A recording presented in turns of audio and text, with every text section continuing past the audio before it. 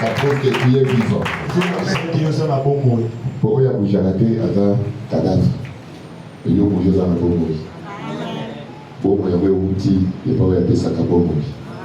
Et ce cap de ce bombe a été pour moi. Il a dit pour la gloire. Voilà pourquoi j'aimerais que tu pries pour ton cœur. Et comment toi tu as mérité. Chaque jour suffit sa peine. Et comme le papa vient de le dire, chaque homme dégaine sa grâce. Que tu sois des bénéficiaires de toute grâce. Prions au nom de Jésus. Dieu des grâces de tout puissant. Encore une fois, nous sommes devant ta face. Tu nous as appelés pour ça. Je te recommande l'assemblée. Que ta grâce se manifeste. Je mets hors état de nuit tout ce qui est du malin, la lourdeur, somnolence, distraction, les chasses, les moments de l'éternel au nom de Jésus. Père, laisse que ton Saint-Esprit seul puisse dominer ici, missionner ici, prendre le contrôle de la salle et de tout esprit qui est ici. Au nom de Jésus. Père, donnez-nous la verbe divine. Nous ne savons pas parler et ton peuple ne nous voit pas. Efface-nous. Doit apparaître. Et ton peuple te voit. Et qu'il soit la solution à la préoccupation. Au nom de Jésus. Nous avons ainsi prié. Ainsi nous t'acclamons. Amen. Oui, restez debout, on va faire la première lecture. 1 Samuel. 1 Samuel. Chapitre 16, verset 1. Chapitre 16, verset 1er. Oui. 1 Samuel, chapitre 16, verset 1er. Lisons au nom de Jésus. Amen. L'Éternel dit à Samuel. Oui. Quand cesseras-tu de pleurer sur Saoul? Oui. Je l'ai rejeté afin qu'il ne règne plus sur Israël. Remplis ta corde d'huile et va, je t'enverrai chez Isaïe, Béthélémite, car je vis parmi ses fils celui que je désire pour roi. Amen. Amen. Entendons la parole de Dieu. Tu peux te mettre à saluer celui qui a été connu. Avec les mêmes paroles, bien sûr. Dis-lui qu'il était béni. Les 21 jours laissent des grâces à ta vie. Les 21 jours t'élèvent. Ça soit 21 jours de solution pour toi. Salut celui qui a été voté. En le bénissant. Bénis les bénis. Les tu les bénis. Prononce les belles paroles. Prononce les belles paroles. Il y aura des gens élevés dans cette église. Tu seras compté parmi ces gens-là. Tu seras compté parmi ces gens-là. Il y aura des hommes et femmes d'affaires dans cette église. Des renommés blessures. Ça sera toi. Il sera lui, ça sera toi. Alléluia. Et l'église, pas celui qui a été voté. Il y a une photo qui avait fait, qui avait circulé dans les réseaux sociaux. À l'église de la Philadelphie. Il y avait un frère assis sur des chaises en plastique. Je me disais, si son voisin pouvait savoir l'animal de ce messieurs-là, il allait tisser de bonnes relations avec lui. On a montré la photo. À ses côtés, il y avait aussi des gens. C'est le monsieur qui dirige la RDC aujourd'hui. Mais à cette époque-là, il était assis comme ça. Ton animal, personne n'est ici. Voilà pourquoi il faut profiter de l'occasion. Celui qui a tes côtés. être aimé pour avoir accès dans sa maison. Il doit franchir les barrières. C'est le moment d'avoir des bonnes relations. Voilà pourquoi je te dis, il faut les bénir. Il faut les bénir. Est-ce que tu peux encore bénir la personne en question? Que Dieu te bénisse. Que Dieu te lève. Mais ajoute-lui ceci. Quand il va arriver, n'oublie pas ta source. N'oublie pas ton église. Quand il va y arriver, n'oublie pas ta maison. Parce qu'il y a des gens qui oublient la maison. J'ai depuis des temps, je ne peux plus entrer dans une telle église. C'est depuis ma classe. Il ne faut jamais oublier ta source. Il ne faut jamais oublier ta famille. Parce que Dieu te la demande. Alléluia. Que Dieu te bénisse encore. Nous sommes dans le combat de génération. On a commencé le jeudi. Nous avons parlé le vendredi. Je suis convaincu. Parmi nous ici, il y a des ceux qui se sont retrouvés. Certainement notre passage va aider les gens. Aujourd'hui, l'anniversaire que nous venons de lire, Dieu dit à Samuel, puisque Samuel ne cessait d'intercéder. Il intercédait nuit et jour. Seigneur, non, fais grâce à ce Messie. Regarde Saoul. Il pleurait nuit et jour auprès de Dieu. Et Dieu lui a dit, quand ce sera-t-il pleurer pour cet homme? Je l'ai rejeté. Je l'ai rejeté. Il arrivera un moment, même si nous prions pour vous, Dieu ne nous écoutera pas. Même si le papa se met de vous prier, Dieu ne t'écoutera pas. Il y a des moments où il faut saisir les opportunités. Saisir l'opportunité pour franchir. Si tu ne saisis pas l'opportunité, même Dieu ne sera pas content de toi. Il risquera de te rejeter. Dieu dit, je l'ai rejeté. Je ne prie pour lui. Ta couronne.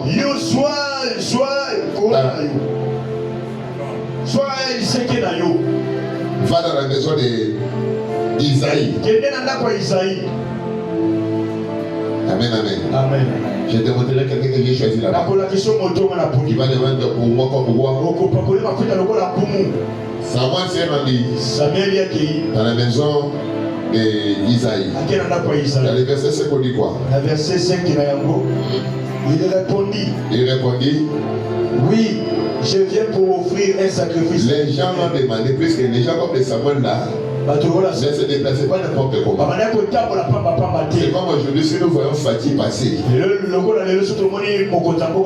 les cortèges passer, tout le monde saura que c'est lui. Ça va attirer l'intention, la curiosité des gens. Samuel aussi, à tout moment qu'il s'est déplacé, tout le monde cherchait à savoir qu'est-ce qu'il est venu faire. Est-ce qu'il t'a envoyé auprès de nous? Ton problème qui t'amène ici, c'est quoi? Alors ces jours-là aussi, les gens ont vu. Ils ont posé la question. Qu'est-ce qui t'amène auprès de lui? Il leur dit, je suis venu pour offrir des sacrifices auprès de Dieu. Venez avec moi. Continuez, papa. Il répondit, oui, je viens pour offrir un sacrifice à l'Éternel. Sanctifiez-vous. Sanctifiez-vous. Et venez avec moi au sacrifice. Il a dit quoi? Sanctifiez-vous. C'est-à-dire, pour participer au sacrifice, il faut se sanctifier. Il faut se purifier. Les anciens se sont sanctifiés. Et puis, ils sont partis avec lui. Il fit aussi sanctifier Isaïe et ses fils. Il fit sanctifier aussi Isaïe et ses fils. Et il les invita au sacrifice. Verset 6. Oui. Lorsqu'ils entrèrent, il s'est dit, envoya Eliab. Il a vu Eliab. Certainement. L'œil de l'Éternel est ici devant lui. Et l'Éternel dit à Samuel, ne prends point garde à son apparence et à l'auteur de sa taille. Et pourtant, car je l'ai rejeté. Et pourtant, Il venait d'être sanctifié par lui-même les prophètes. Par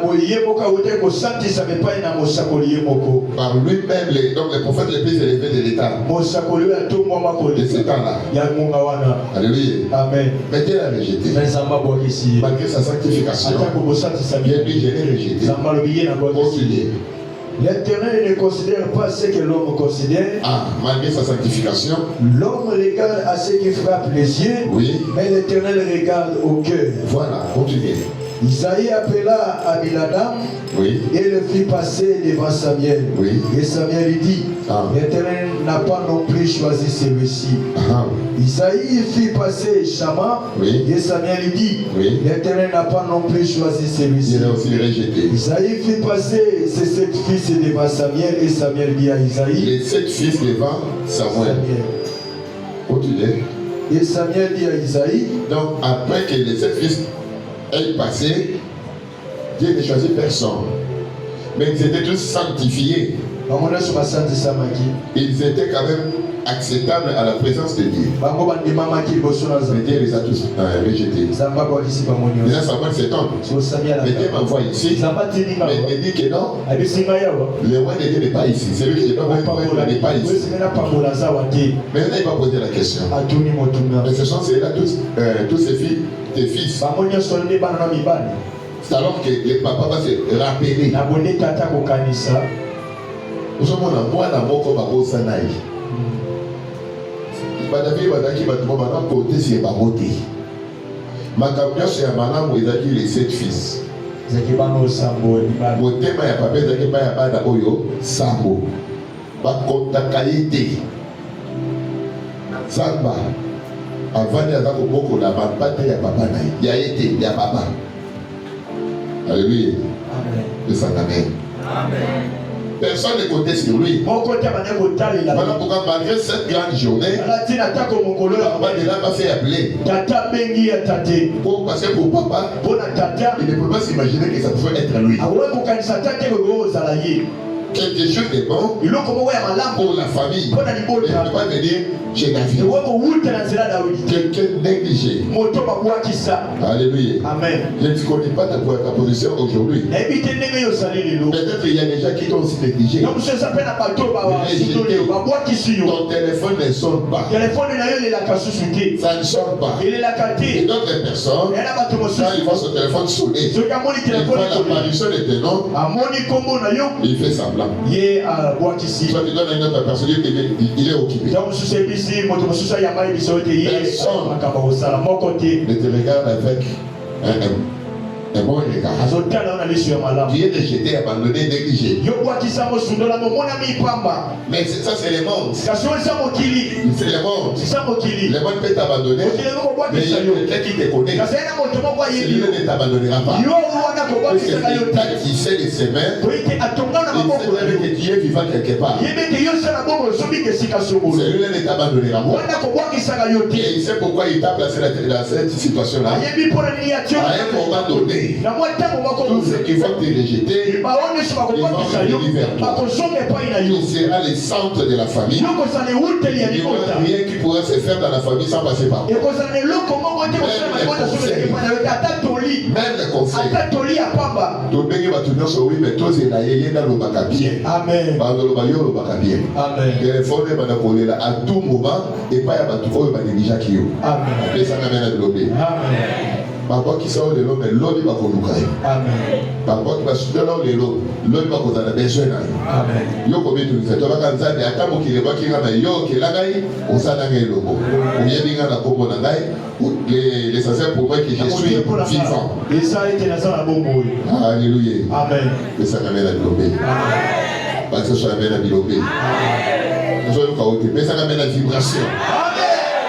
Tu dois vibrer. Je sais que l'on vibre. Amen. Amen.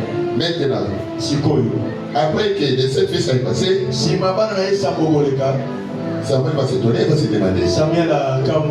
Mais ce sont ceux-là, tous tes fils. Et papa va se rappeler. Il reste un. Celui-là est dans la forêt. Il reste un. Donc papa dit, ma qui est. Oh, on va dans la forêt. Et Samuel va dire quoi? Lisez. Verset 11. Ah. Puis Samuel dit à Isaïe, sont là tous tes fils? Et il répondit, oui. Il reste encore le plus jeune. Le plus jeune est là. Et il fait paître les brebis. Alors Samuel dit à Isaïe, envoie-les chercher, car nous ne nous placerons pas avant qu'ils ne soient venus ici. On ne fera pas de sacrifices avant que les petits là soient ici. Donc, ta présence va bloquer certaines situations. Si tu n'es pas là, il y aura des situations qui seront bloquées. Et pour que ça se débloque, il faut que ta présence soit là. David n'était pas là. Et Samuel a dit, on ne fera rien s'il n'arrive pas ici. On doit l'attendre. Oui, allez-y. Verset 12. Isaïe l'a envoyé chercher. Il a envoyé chercher. Or, il était blond, avec des beaux yeux et une belle figure. L'Éternel dit à Samuel, lève-toi, ouelle, car c'est lui. C'est lui. Alléluia. Amen. Maintenant, je vais te comprendre quelque chose. Samuel a sanctifié toute la maison. Alors, à travers la cérémonie, ne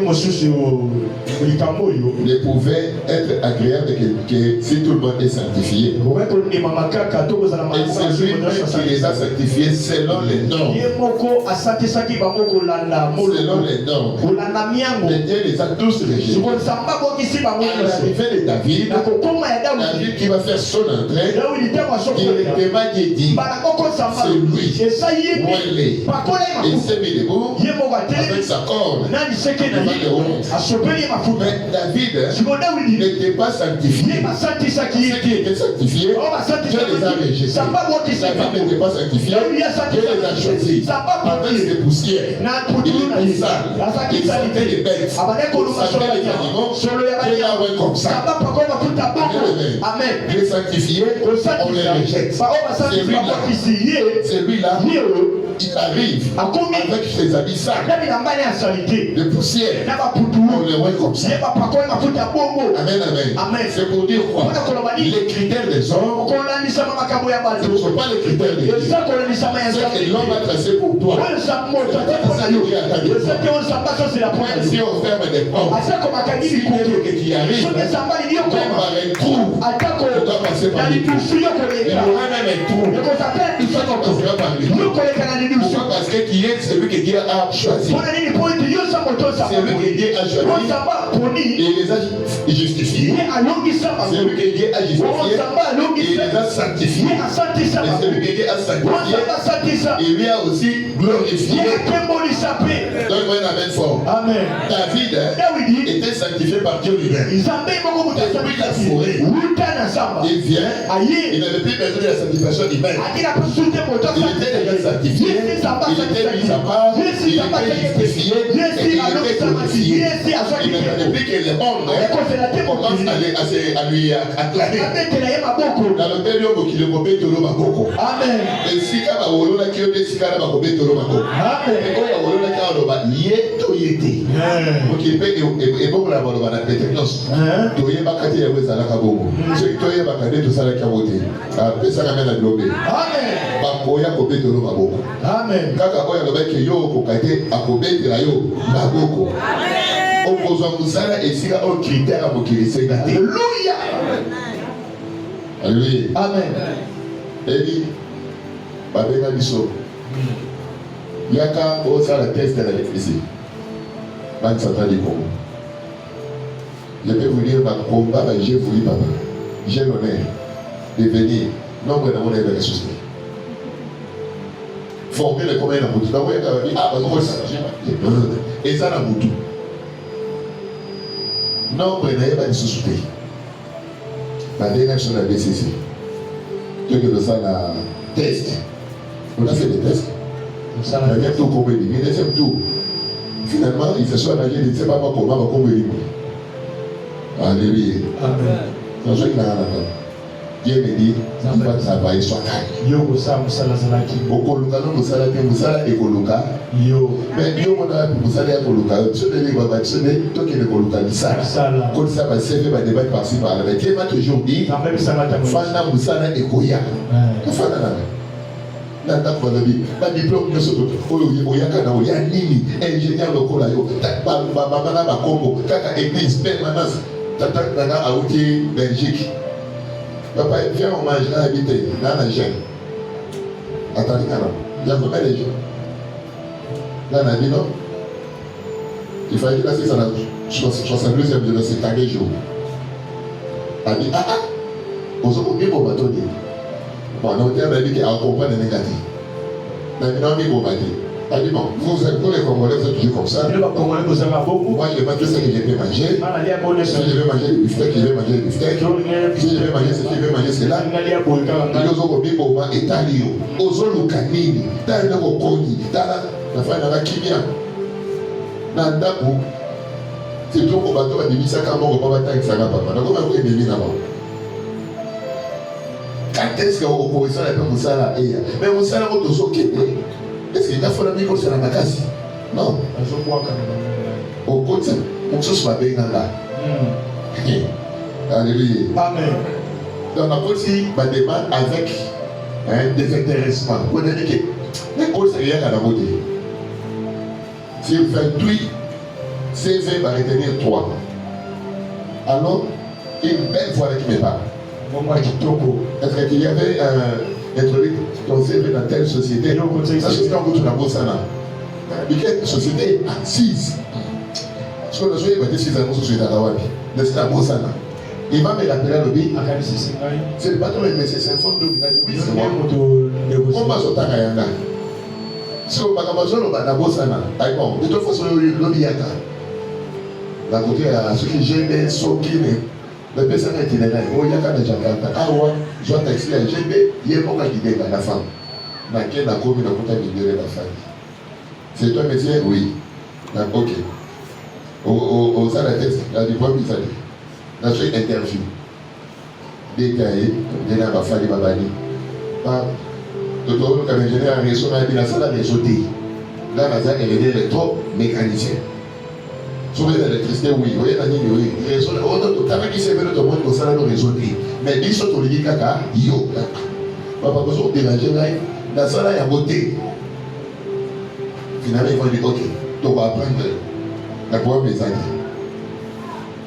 Si l'homme va combien, la neige va combien, on va signer un contrat pour la des semaines de formation pour la boulot. Dans ce des jours avec guidé, j'appelle la femme.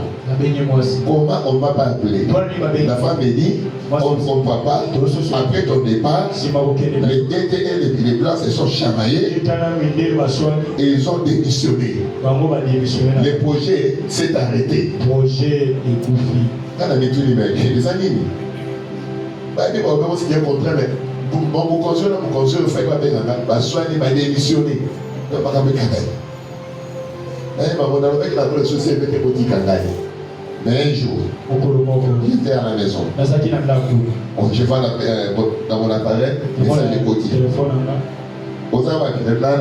Un directeur qui m'appelle Yaka, et nous avons placé quelque part, et bébé, alléluia.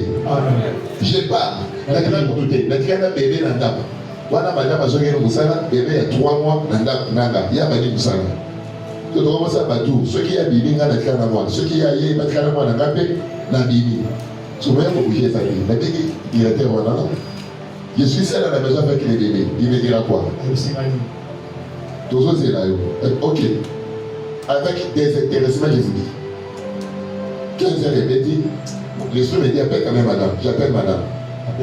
Viens vite au matin quelque part. Il va fermer le bureau, le temps qu'il arrive 16h.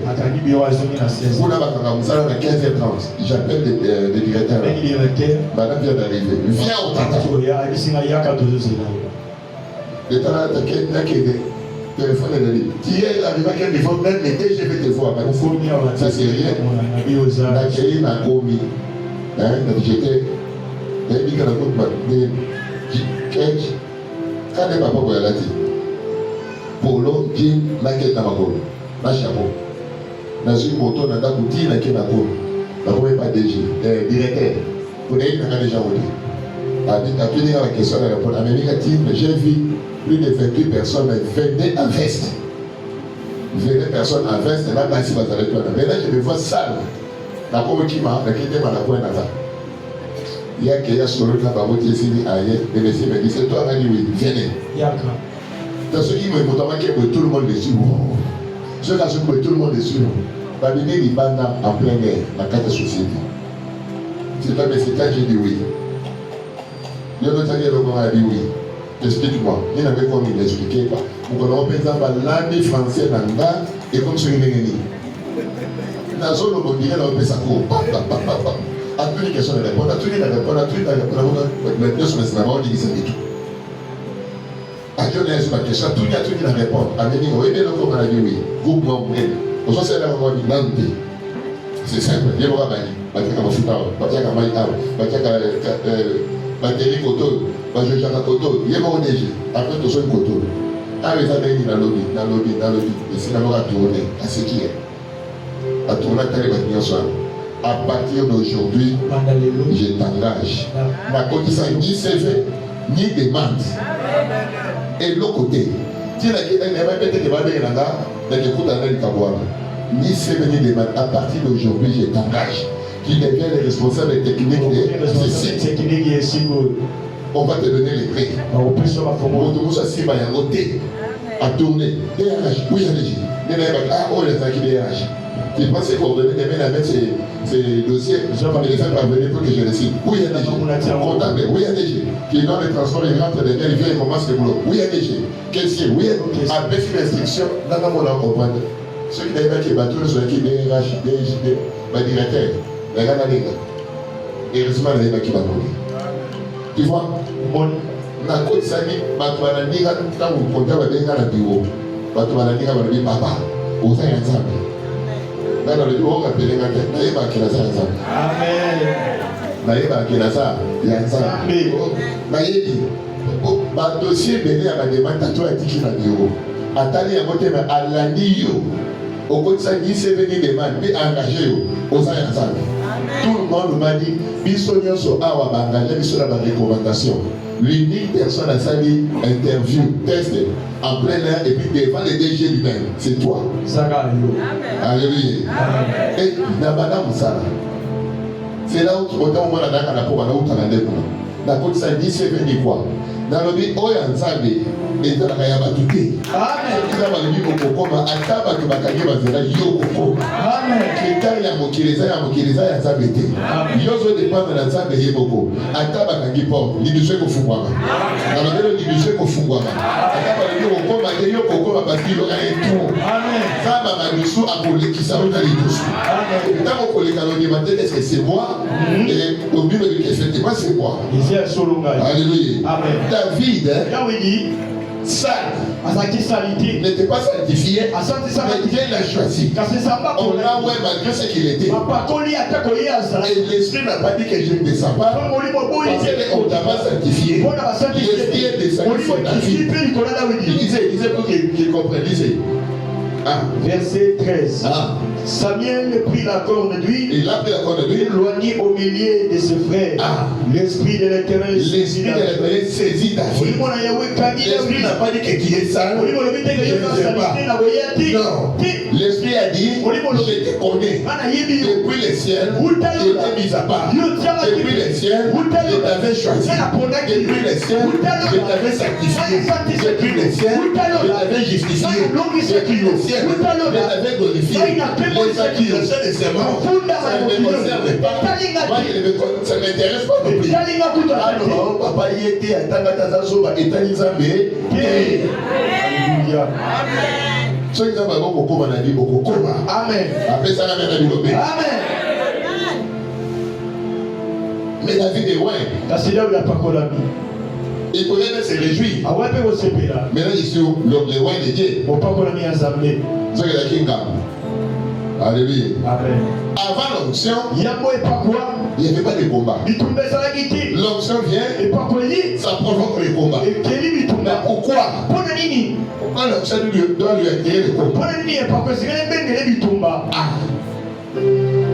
Lisons rapidement. 2 Samuel 5, 17. 2 Samuel 5, 17. Chapitre 5, verset 17. Les Philistins apprirent qu'on avait roi David pour roi sur Israël. Sur Israël. Et ils montèrent tous à sa recherche.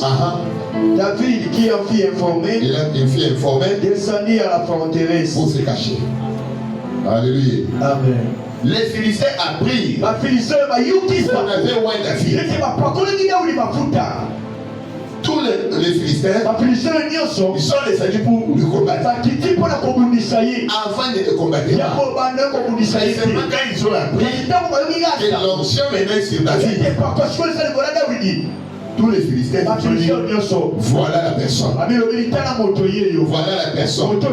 Avant, il n'avait rien à voir avec David. Il n'avait rien à voir avec lui. L'onction qu'il avait reçue, il avait dévoilé. Les Philistins étaient considérés comme des ennemis. En regardant David, ils ne voyaient plus David. Ils voyaient celui qui était dans David. L'onction a représenté le véritable David. Alléluia. Amen. Oh, le véritable David qui était caché à lui derrière l'onction, c'est celui-là qui avait les problèmes avec les Philistins. Et c'est quelqu'un me comprend. Les vrais David était à l'intérieur de David. C'est lui qui avait les problèmes avec les Philistins.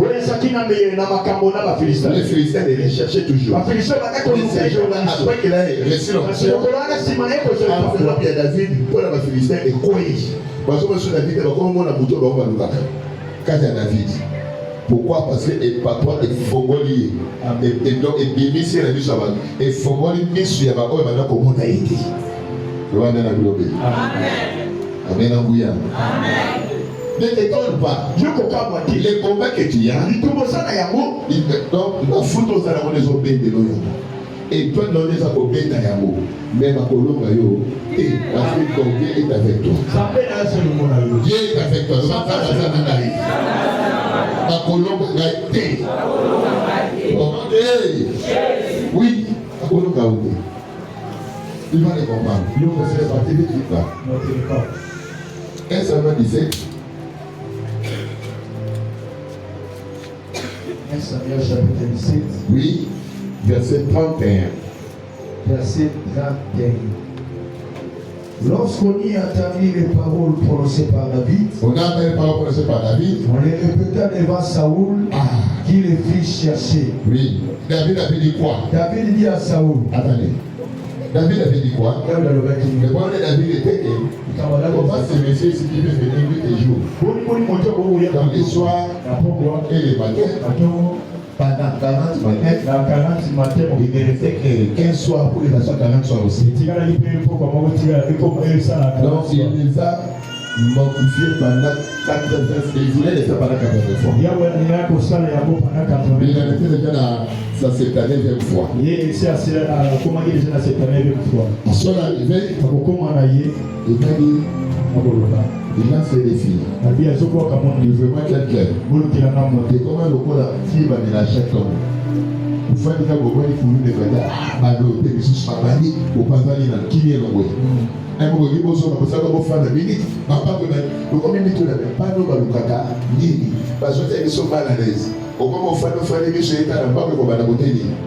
Amen, amen. C'était pas avec ces gars. Ils allaient comme si ma famille n'a pas envoyé qu'à voler ta vie. Tout le monde s'est retiré. Parce qu'il est combattant. Mais David est arrivé. Il a entendu les discours de ces messieurs. Il peut essayer Kanda. Dans ma foute, il est Kanda. Alléluia. Amen. Alors, David va dire qu'est-ce qu'on va faire pour celui qui veut ce Messie. Il y a un abali. Il y a un David. Bon, David, là, on va bénir. Bon, on a des motos, on va malgré ma foudre, on va dire qu'il y a même, il y a des maots qui me cacati. Amen. Lisez d'abord le verset 28. Verset 28. Eliab, son frère aîné, il avait entendu parler à ces hommes, fille enflammée de colère contre lui. Pour rien. Et il dit, pourquoi es-tu descendu et à qui as-tu laissé ce peu de brebis dans le désert?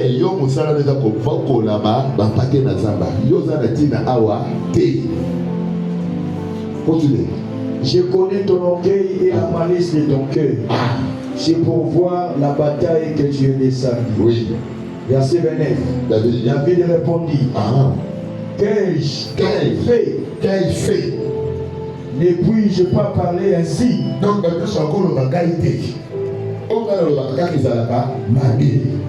famille sont prises à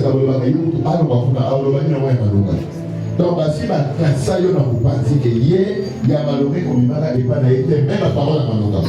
À ton frère, le ça conseille à Manoga, fatigué. Yo, comme on va dire, il y a un rôle à sa vie sur la. Yo, comme ça, la famille.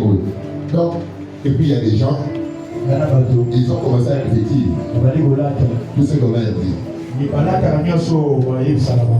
suis rien. Cette famille que j'en étais. Si c'est ma chose parler, on va me dire qui suis-je. On va me dire que je n'ai pas étudié, je ne suis pas intelligent, je ne m'habille pas très bien, je ne fais que mendier. Pourquoi on va Alléluia. David a dit, ma béni n'ingana sali. Sauf Ngaï, qu'est-ce que David a fait? Il a fui. Il est parti chez l'autre personne. Ce que vous pouvez décourager à David Kabana Naï. Au lieu qu'il a été. Dans le même temps, il décourage à Kabana vie Kabana Naï. Qui a eu la pointe d'ailleurs, ça a la pointe d'ailleurs. Oui. Oui. Kabana Naï, il y a un frère. J'étais célibataire, lui célibataire. Ma pauvre célibataire à l'époque. Je voulais me marier. Les frères me disent que tu es trop pressé. Ne te marie pas. Fandanano. Ozo il a dit. Ça n'a pas de miao.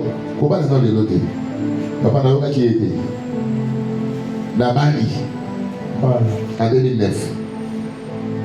Hein? Alors, 14 ans. 15 ans. Combien? 15 ans. Donc c'est 15 ans de mariage, les 28, non, les 27 décembre, il y a année haute. Mais j'étais célibataire, les frères célibataires. Ils me décourageaient pour balader. Aux trop pressés. Fananano, Bogama, ceci, c'est là. Papa, Tilelo, Tilelo. Les frères connaissent. Tilelo, à ta célibataire. Et là. Tilelo, les frères des mères célibataires. 14 ans plus tard, tout à l'heure, je suis mourir. À communauté, tension, au déboyé, frère Robert, on connaît, tenez dans notre tension, ici, là, le tension. Alléluia. Amen. Et puis, il me dit quoi? Si on avait fiancé, on parlait, il y a qu'à nous parler. Nous parler, mais il m'a écouté déjà. Et quand on est dans le débat, on raisonne pour tout est dans comme parler. Pour nous, on a encouragé. Il faut que les gens disent les années. On appelle ça la même globée. Ce qui n'a pas qui est, ma bébé dans la salade. Aujourd'hui, je parle de combien de coups? 8. On a parlé de 8 couples aujourd'hui. Mais le frère est toujours là. Ce que vous avez découragé, c'est que ça a une vision à yo. Oyo za komone za oya so mona te. Tikaye. Kabwana na ikebe. Sala makabwana mais sala mone malam pour le kumu ya. Ce que ça bazana qualité et aussi bâti. Mais ça ramène à l'obé. Alors, David pour aller vite. Il s'est pointé devant Goliath. Il a battu Goliath. Il a coupé sa tête. Et Goliath, il venait de Gath. Dans la famille de Rapha. Alléluia. Amen. Rapha. Dans leur pays c'était Gath. Donc leur village de David, Gath. Mais regardez. David était enfant. Il lui a tabassé, il lui a coupé la tête. Il lui a tué. David grandit. Après un moment donné, Goliath va encore revenir. Merci peut-être au Cameroun. Goliath a joué Jésus.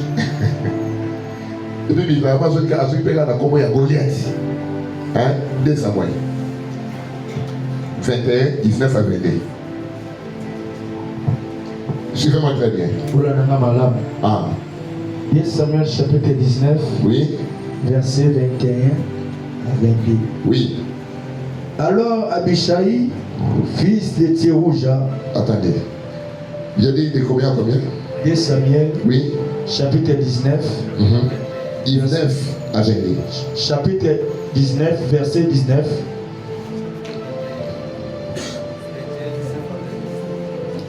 Deux Samuel 21. 2 Samuel chapitre 21.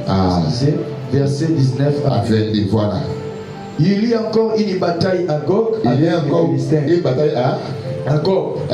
Avec les Philistins. Avec les Philistins. Je vais très bien. Et Elshana, fils de Jaré. Oui. Orégum, oui. De Bethléem, tua Goliath de Gath, qui avait une lance dont le bois était comme une ensouplée. David a tué Goliath de Gath, de la famille de Rapha. De la même famille, un autre Goliath va sortir. De Gath toujours. Il va encore venir. Avec. Donc sa description était pareille avec le premier David. Goliath est lancé avec une lance pareille à la lance de Goliath. Il va encore apparaître. C'était pour combattre David et mettre fin à sa vie. Mais Milimo Oyo et Madame Kosana na Goliath, premier Goliath. On a vu la qui souka na bobo inae, batika la qui bien dit. Balobi moto a tout le monde dit so to kosoge lai. Et ça va bien la globe. David a koli na kiboko aussi. Goliath na Jésus. Des quatre. La même famille. Et puis et dans la famille mosusu, bayana mokili kaka po ba déranger kayo. Ba combien le ko la tonga na bakolo na otia mo ba étudier otia une famille. Famille à Rapha et donc le ko la ba ekui na sema ko ya David. Alléluia. Amen. Nyonso wasalaka pour la famille des amadi. Bida bazo rappelera que yo obomaka muna biso. Yo il faut to bomayo. Yo ndo to belisa balwa na biso na famille. Yo ndo to silisa buya ya kiti ya nini ya kodia ya famille. Il faut to bomayo. Amen. Amen. Goliath est revenu. Goliath a zongi. Goliath tué. Kaspa bomié. Goliath de Gath. Goliath ya Gath. De la famille de Rapha. Continue. Verset 20. Il y a encore une bataille. Encore une autre bataille. Il se trouva un homme de haute taille. Un homme de haute taille. Il avait 6 doigts à chaque main. Et à chaque pied, 24 en tout. 24 doigts au total. Et qui était aussi ici de Rapha. Toujours de Rapha, de Gath. Verset 21. Il jeta un défi à Israël. Encore un défi, comme le fit Goliath. Allez-y. Et Jonathan, fils de Shiméa, frère de David, le tua. Et le tua. Le frère de David. Moutoua et Ressources a lancé des défis. Donc en réalité, c'est David qu'on cherchait. C'est Goliath. Mais ça fait beaucoup. 12, il y avait 12. Au total, ça faisait 24. Lance là, il va qui t'a la moulaille. Mais on l'a tué. Alléluia. Amen. Après, lisez encore. Verset 22. Ces 4 hommes étaient des enfants de Rapha à Gath. Les 4 personnes là qui sont tombées, allez-y, lisez. Ils périrent par la main de David et par la main de ses serviteurs. La main de David les a fait périr. Mais pourquoi seulement la même famille? Pourquoi seulement la même ville? C'est qu'il s'est passé quelque chose. Le problème, c'était David. Comment ce monsieur ici ne peut pas régner? On n'a pas besoin de ça au-dedans de son royaume. Mais il nous empêche de dominer sur Israël. Or, le problème de Dieu, c'était la délivrance d'Israël. Alors Dieu est ton problème. Il faut Israël libre. Donne-moi fort. Amen. Alors, l'Éternel aussi avait préparé les gens. Il a envoyé le premier Goliath. Il a tué. Là, il était encore jeune. Avec les pierres. Il a tué David. Puis David dans son royaume. Il était déjà roi. Le Goliath va venir. On va les tuer. L'autre va venir. On va les tuer. Ils étaient 4. Le premier Goliath. 5 envoyés des diables. David avait fait tomber par son épée. Mais pourquoi c'est ma David? C'était l'onction qui lui a tiré ses combats. Mais quand il regardait l'onction, il s'est envoyé à lui. On voyait qui à lui? Amen, amen. Amen. Dans le livre des Juges, la Bible nous dit, Juge 13. Jésus chapitre 13. On va lire. Notez c'est ma Juge 13. Jésus chapitre 13. Bien à 5. Verset de 5. Et puis 24 à 25. Je vais se m'expliquer à côté de 24 à 25. Alléluia. Amen. Les Philistins tourmentaient Israël. Depuis, il est tourmenté. Dieu aussi a regardé. De génération en génération. Ce sont les mêmes personnes qui tourmentent mon pays. Ce combat a duré des générations. Et le problème c'est quoi? Ok. Je vais envoyer quelqu'un pour mettre terme à ceci. Il y a eu quelqu'un qui était stérile. Il a fait sa prière. Seigneur, si tu peux nous donner un enfant. Il a dit oui. Je vais te donner un enfant. Je vais exaucer ta prière. Mais seulement, il doit te comporter comme ça, comme ça, comme ça. Ne touche pas à ça. Ne bois pas ceci. Ne mange pas ceci. Ne parle pas comme ça. Pourquoi? Parce que l'enfant en question, c'est un envoyé de Dieu. Alléluia. Amen. Dieu a exaucé la prière. La maman a mis au monde Samson. Samson est venu. L'Esprit du Seigneur était sur lui. Mais l'Esprit du Seigneur n'est pas venu pour prêcher les gens. Ce n'était pas pour évangéliser. L'Esprit du Seigneur de Samson, véritable Kuluna. Le Kuluna, mais du ciel. L'homme est créé Kuluna et Tibié. Nous avons fabriqué un vrai Kuluna. Atteindre la Okini, parce qu'il a un Philistin. Alléluia. Samson a eu un Okini. A commis un Okini. Il dit Makamouini. Abeta la Philistin dans ton mot. Abeta la Poko. Asala Boy. Asala Boy. Titi finalement. Aïe Koko Fanabao. Amen, amen. Amen. Mais les esprits des Philistins, en réalité, c'était un combat entre les esprits des Philistins et l'esprit de Samson. C'était le combat entre l'esprit de Goliath et l'esprit de David. Goliath avait dit, je vais aujourd'hui, je viens au nom de mes dieux. David a dit, je me présente devant toi au nom de mon Dieu. Donc, le roi qui est David, Goliath, les esprits qui combattaient. La bitumana et où dans la génération, ils ont au sein de la enveloppe. Et c'est le cas d'enveloppe. Et quand il y a la génération là-bas, les dieux, les dieux se battaient. Ils se battaient. Au cours des années, l'esprit du Seigneur contre les dieux des Philistins. Et l'esprit du Seigneur les a mis en déroute. Abeti, Abomi, Atumbi, Azaliti, Soukasuka, Aïkokofu. Plus tard, Quand on a regardé David, après qu'il ait reçu l'onction, ça l'a dévoilé.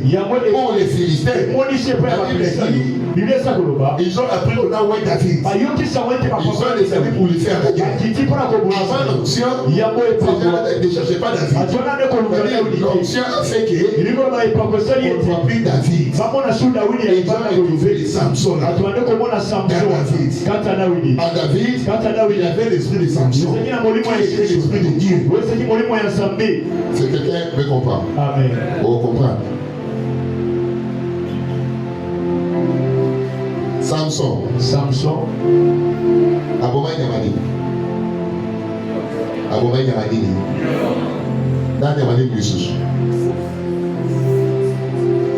Bon, tout ça va aller. Là, Missus Abomai Kiwa. David, Abomai Yamadi. Mais ça la réponse. Faut t'en avoir été. Balio, hein? Là, Yamadi Missus. Il y a Samson. C'est qui va naître? Mais il y a David de Daïbanani. Faiblesse à Samson d'Akini. Faiblesse à David d'Akini. Tu ne vois pas que ce sont les enveloppes qu'on a changées, mais à l'intérieur, c'est la même personne. Quelqu'un me comprend. Amen. C'est l'enveloppe qu'on a changé. Mais à l'intérieur, c'est les mêmes esprits. Dans David, les Philistins voyaient Samson. Leur conflit de génération, ça a rattrapé David. Rien qu'à partir de l'onction, ils se sont dit non, que ça doit les faire guerre. C'est lui le décès. Avant l'onction, il n'y avait pas guerre. Et l'esprit de David, ça lui a tiré la guerre. Alléluia. Amen. C'est toi là maintenant. L'esprit avec lequel tu marches, c'est l'esprit de qui? Amen. Amen. Quand les démons te voient, ils te voient comme qui? Alléluia. Amen. Aujourd'hui, que Dieu te débarrasse.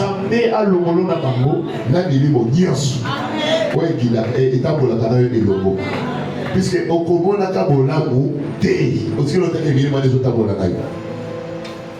David, il est sorti le plus fort parce qu'il avait l'esprit de Dieu. C'était l'esprit de Dieu. Samson pareil. Je me souviens de ce qui va dire. Amen. Amen, amen. Amen. Alors, toi,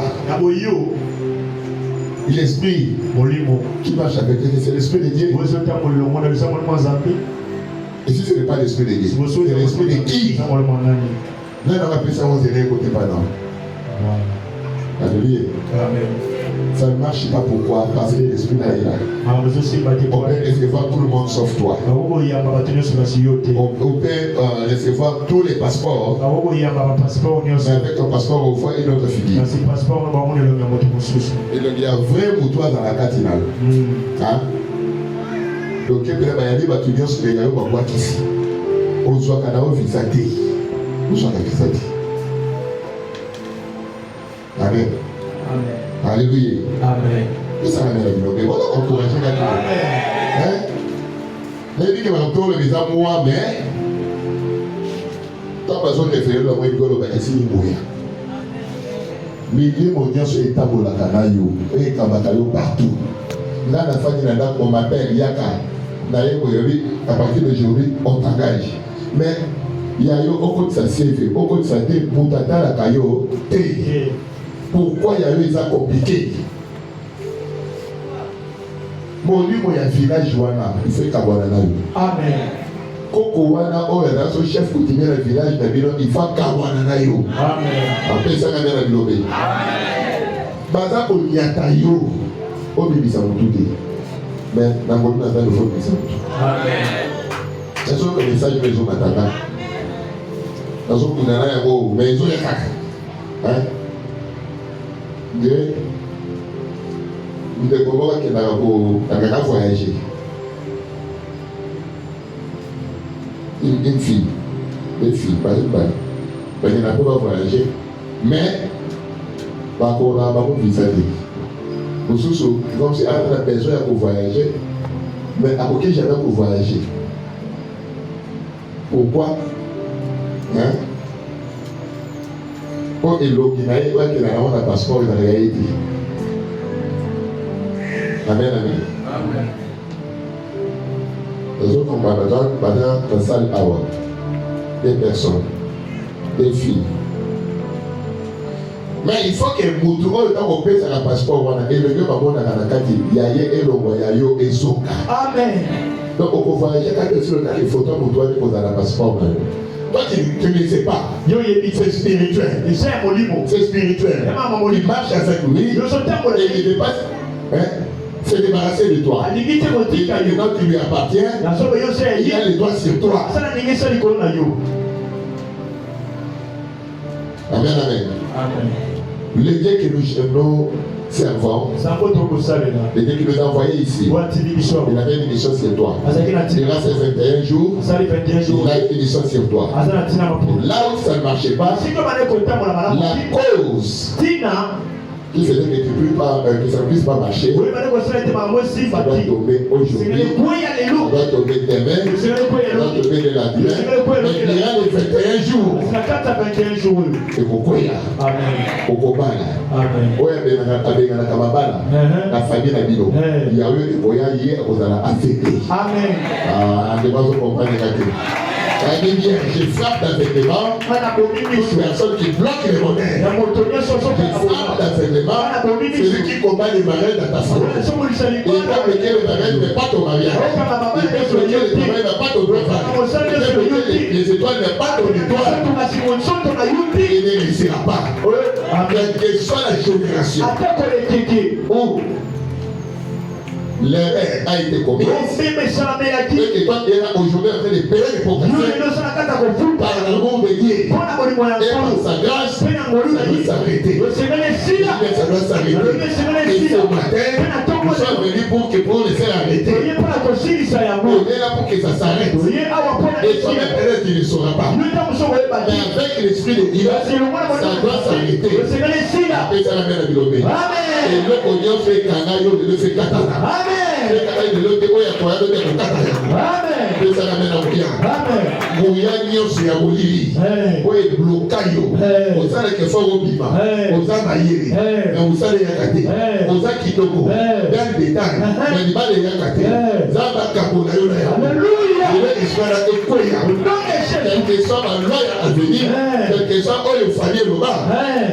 Yo, il y avait possible. Amen.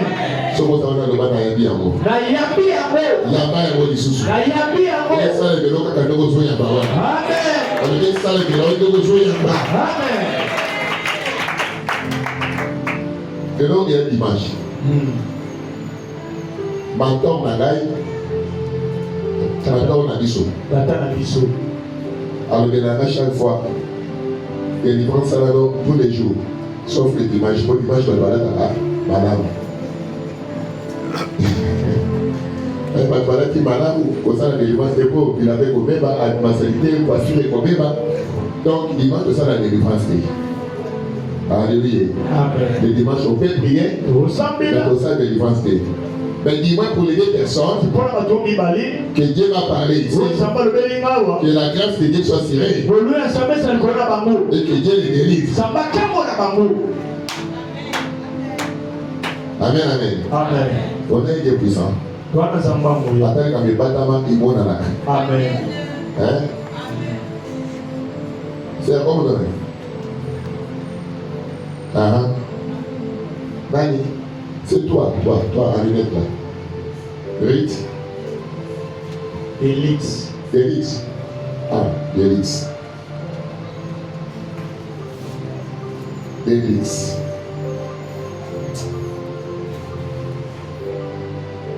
Comment dire, Manipolo?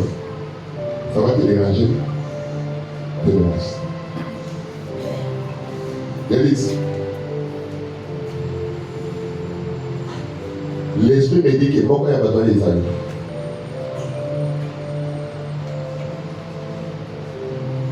Pourquoi il n'y a pas besoin de voyage. Mais il n'y a pas voyagé. Les aïeux. La invitation de me poser. Mais possible. On va pas voyager. On se met à l'ambassade. Baboya, je vis ça. Il y avait ça au nez. Oh Jésus. Voilà. Dans ton passeport, on a rien pour faire du terrain. Amen, amen. Mais je peux te dire ce que Dieu me dit.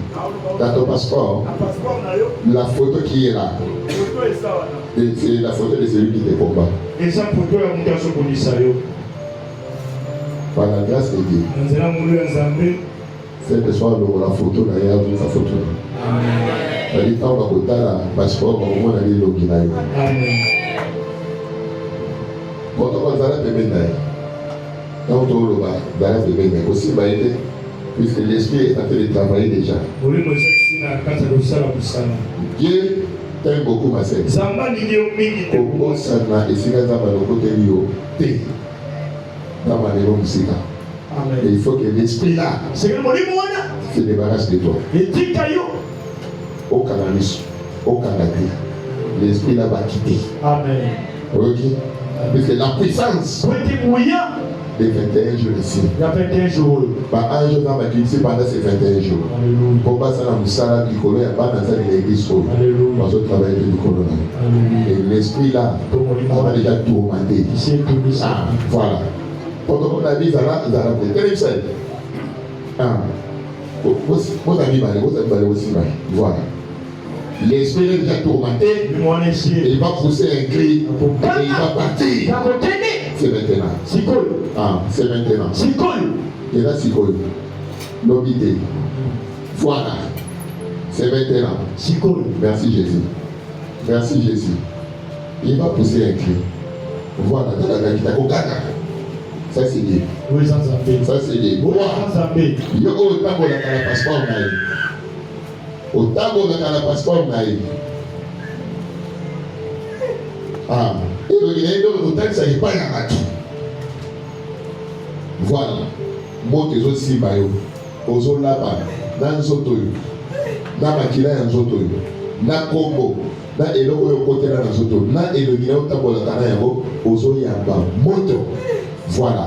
Église, nous sommes bêtes à ma boue, il y a moto. Voilà. Il y a moto. Je vous dis Seigneur. Je suis Seigneur. Il est Seigneur. Il est Seigneur. Il est Seigneur. Il est Seigneur. Il est Seigneur. Il est Seigneur. Il est Seigneur. Il est Seigneur. Il est Seigneur.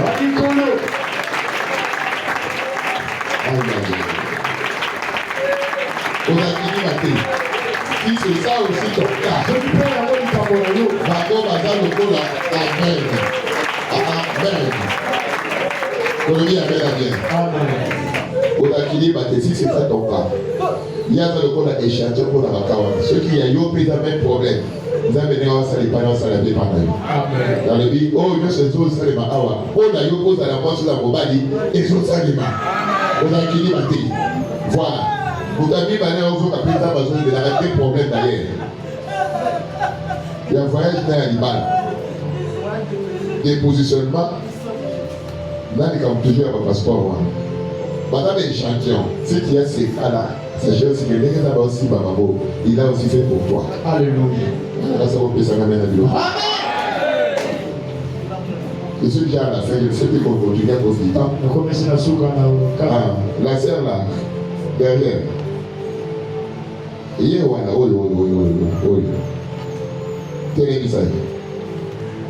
tellement. Oui. Tellement. C'est fini. Délice. Tellement. On va voir ça de défense des machines. On va filer. Il faut que tu aies viens.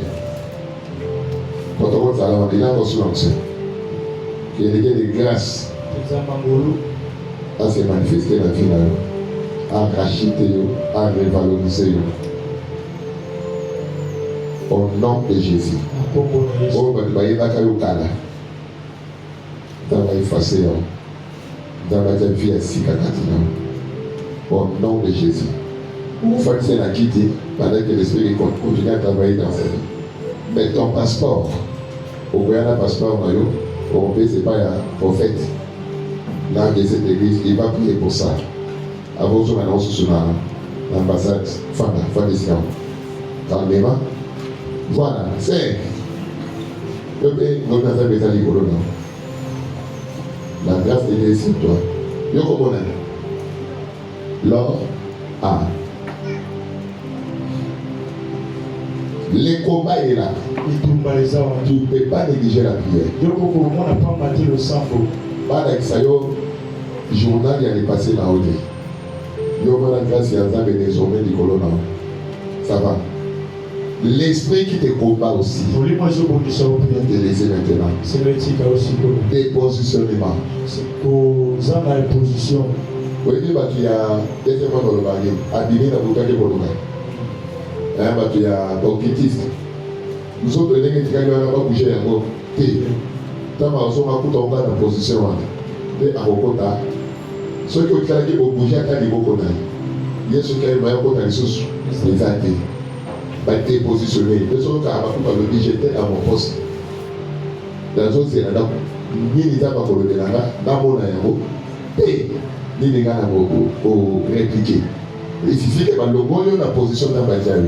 Papa vous avez ici exact. Et maintenant là, pour toi être dépositionné, alors ça peut être mot. Au cannabis au Canada. Avec la grâce de ça. Monte l'ensemble des gens, il y a ma boutoine. Dans les bars, dans le voyage, les autres fous. Dans la psychologie. Donc, par exemple, quand on a le mariage, on a le voyage. L'effet de Dieu va descendre. L'esprit qui te combat, l'esprit qui t'a humilié. Les bâtonniers sont dans le même cas. Mon livre est humilié à Rambo. Les autres sont abandonnés, les autres sont. Voilà, pour que soyez là, plus qu'il a touché, l'esprit va pousser les crèmes et il va partir. Voilà, ça c'est la main de Dieu. Ça c'est Dieu.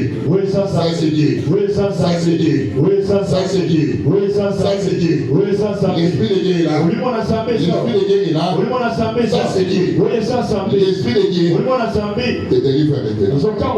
Vous soyez là-bas, pour que soit prêt. Voilà.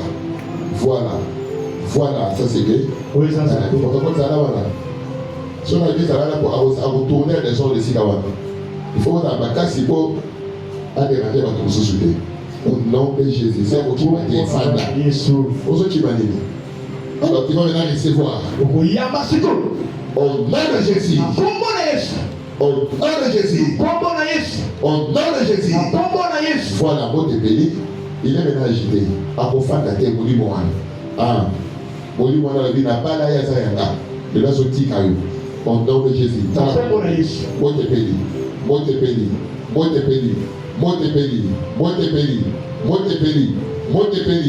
Montepelli, Azokanga, Azotikayo. Si c'est ça aussi ton cas, ça ne pas là. Au nom de Jésus. Au nom de Jésus. Au nom de Jésus. Au nom de Jésus. Au nom de Jésus. Au nom de Jésus. Au nom de Jésus. Au nom de Jésus. Au nom de Jésus. Au nom de Jésus. Recevez. Keba. Voilà. Ma lèvre, s'il vous plaît. Ma lèvre. Est-ce que tu peux acclamer pour Jésus? Tu peux acclamer pour Jésus.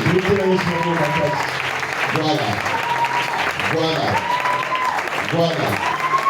Tu me promets rien à Sima. Avec Aosa, c'est un géant. Un joueur de village. Ma lèvre. Bon, il y a la Siba.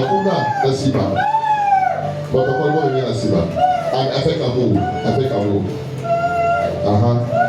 Bon, il va bien, la Siba. Il a la grâce de Dieu. Et que les choses soient encore comme un cassis. Et pas pour le Jésus. La vie n'a pas. D'oublier le Nyoso.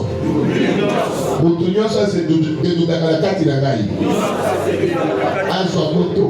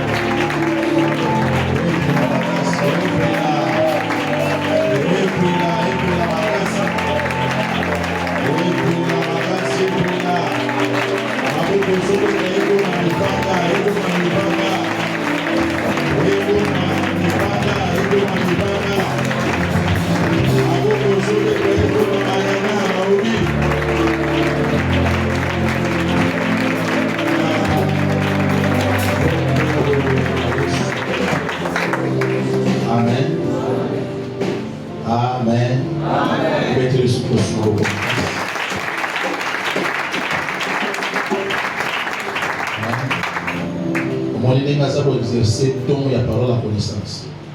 Mon azo sous mon corps, mon azo sauté. Mon azo toqué les âmes. Et puis c'est exact. Il y a des cela, je crois. Il dit c'est les mêmes parce que la carte d'exercice là-dedans, surtout la serviteur de ça, au monde à 8 ans, on a été blessé. Ah oui, les gens.